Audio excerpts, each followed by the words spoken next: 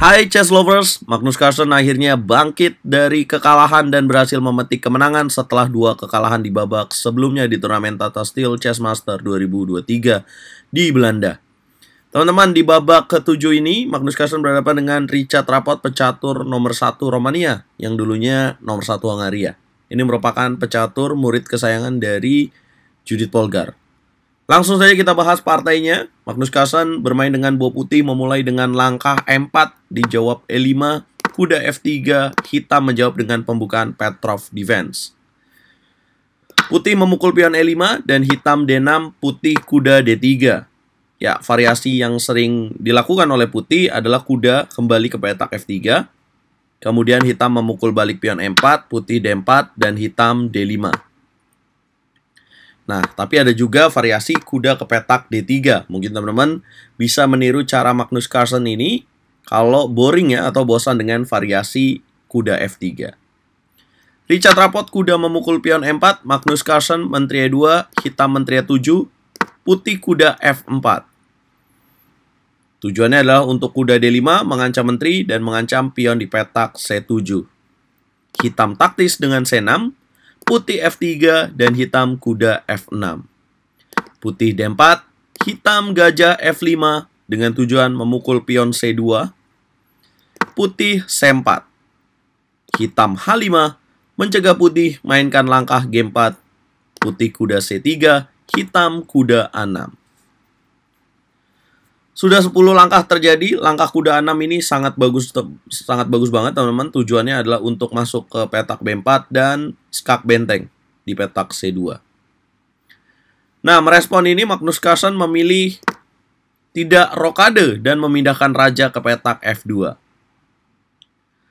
Richard Rapport tetap lakukan kuda ke petak B4. Magnus Carlsen menteri ke petak D1.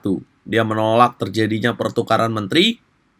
Mengapa? Karena kalau menukar menteri, saya kira Magnus Carlsen tahu ya bahwa sedikit peluangnya untuk menang dan makin mengarahkan permainan untuk berakhir dengan seri. Sedangkan ya udah 3 game Magnus Carlsen tidak memetik kemenangan. Setelah menteri D1, hitam melakukan langkah rokade panjang. Magnus kuda D3, hitam D5. Langkah yang sangat menarik dari Richard Rapport langsung ditutup dengan jalan C5. Ya, sangat berbahaya apabila putih melakukan pertukaran pion di petak D5. Mengapa? Karena pion D4 ini akan jadi target serangan bagi pemain hitam dengan kuda B ke petak D5.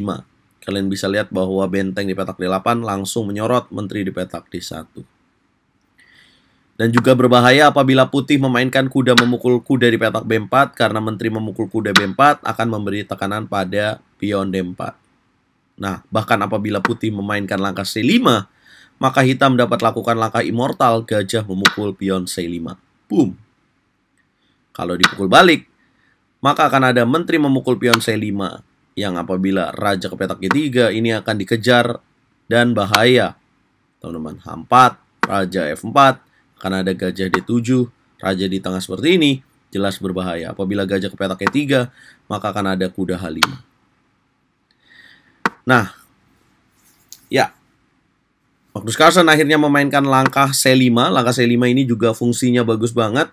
Masalah dari hitam adalah dengan pengembangan gajah di petak F8. Jadi dengan langkah C5 ini, ruang gerak dari hitam sangat sulit, teman-teman. Richard Rapport kuda memukul kuda D3, putih gajah memukul kuda D3, 15 langkah sudah terjadi dan permainan jadi menarik. Karena di posisi unggul tipis seperti ini, putih, hitam malah memainkan langkah yang sudah ditunggu sepertinya oleh Magnus Carlsen dan Richard Rapport memainkan langkah error, kuda ke petak E4. Boom. Ya, kenapa saya bilang error? Karena ini terlalu dini dilakukan oleh Richard Rapport dengan mengorbankan kuda di petak E4. Magnus Carlsen tanpa berpikir lama menerima pengorbanan dengan pion memukul kuda di petak E4. Kemudian pion memukul balik dan putih gajah E2, hitam menteri ke petak F6. Dengan ancaman discover check sekaligus ada ancaman pin dari benteng D8 terhadap menteri D1, putih gajah E3.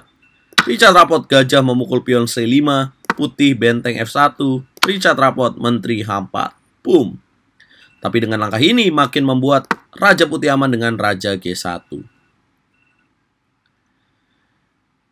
Kemudian hitam lanjutkan dengan gajah D6 mengancam pion di petak H2. Sekali lagi, Magnus Carlsen menerima pengorbanan gajah di petak F5. Richard Rapot, menteri memukul pion H2, putih raja F1, menteri H1 skak ditutup gajah, kemudian hitam G6. Putih benteng memukul pion F7, hitam benteng H ke petak F8, putih gajah C4. Hitam gajah H2, putih raja F2. Hitam benteng memukul benteng, gajah memukul benteng, hitam benteng F8, putih menteri B3. Gajah memukul gajah G1, benteng G1, menteri H4 skak, raja E2. Menteri G4 skak, putih raja D2. Ya, ini menjadi pertanyaan, kenapa putih tidak memilih raja E1 supaya nggak kena gajahnya, tapi hitam memiliki langkah menteri G3, teman-teman. Jadi mau nggak mau, memang gajahnya akan jatuh apabila raja E2 lagi, diskak lagi. Dan ya akhirnya Magnus Carlsen memilih raja ke petak D2. Nah, kalau misalkan raja E1, menteri ke petak G3, kemudian raja ke petak D2 kan ada skak di petak F2 ya teman-teman. Atau menteri D3. Ini bahaya karena akan ada menteri E3. Raja D2, Richard Rapot, menteri F4, raja D1, benteng memukul gajah. Magnus Carlsen bertahan dengan kuda E2. Ya, harus dilakukan karena sudah menang dengan satu kuda. Hitam menteri F5, Magnus Carlsen menyelesaikan permainan dengan sederhana, menteri ke petak H3. Ya, ini yang harus dilakukan teman-teman kalau kalian dalam posisi terancam karena dari tadi menterinya mengganggu, dan untuk menang ya harus menyederhanakan permainan, yaitu dengan menukar mayor piece atau buah terbesarnya. Menteri memukul menteri, pion memukul menteri balik. Hitam benteng F3 dan ditutup dengan benteng G3 langkah ke-36. Richard Rapot menyerah. Karena kalau dilanjutin sulit untuk hitam. Apabila benteng F6, maka putih akan melanjutkan dengan raja D2, rajanya akan ke petak E3. Ya contoh, apabila raja C7, maka putih akan memainkan langkah H4. Raja D6, karena ada raja E3, raja D5 akan dilanjuti dengan kuda F4. Kalah ya teman-teman. Nah, kalau kita balik ke beberapa langkah sebelumnya, pada saat momen gajah memukul pion C5 ya, kemudian benteng F1, ada nggak sih langkah lain seperti benteng memukul pion D4?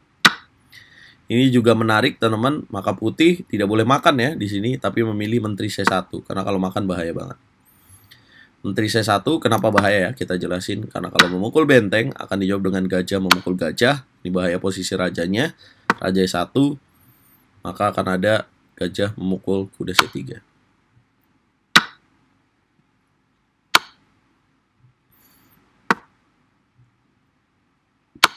Nih guys. Susah ya. Nah, jadi jawabannya ketika benteng memukul pion D4, putih menteri C1. Dan apabila hitam menteri E5, maka akan dijawab dengan raja G1. Nah, ini udah aman buat putih. Ya, itulah yang terjadi teman-teman. Akhirnya Magnus memetik kemenangan setelah 3 partai tidak berakhir dengan menang ya. Menghentikan tren negatifnya teman-teman. Sementara pimpinan klasemen masih dipegang oleh Nodirbek Abdusattorov yang kembali menang atas Arjuna Regesi dan memiliki 5,5 poin sendirian dari selesainya babak ke-7. Pertandingan ini akan berlangsung sampai 13 babak. Kalau ditanya peluang Magnus, ya masih ada ya teman-teman, masih ada partainya. Tapi Magnus butuh kemenangan terus-menerus. Apa komentar kalian? Jangan lupa bantu video ini berkembang dengan cara like, share, komen, dan subscribe.